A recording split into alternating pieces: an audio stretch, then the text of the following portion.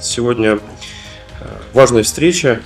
К нам приехала достаточно большая и представительная делегация Тамбовской области. И важно, что в составе делегации есть один из ведущих университетов Тамбовской области, Тамбовский госуниверситет имени Державина.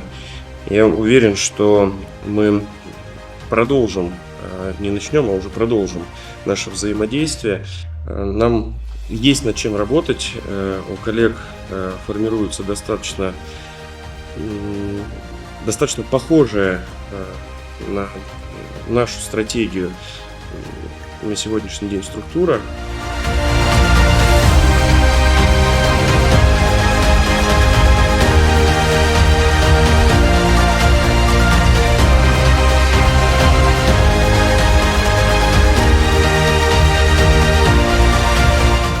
У нас уже третий год практикуются такие выезды. В 2024 году мы сделали такой выезд в Узбекистан. В прошлом году у нас был такой выезд в Республику Беларусь. В этом году, собственно говоря, в Кыргызстан.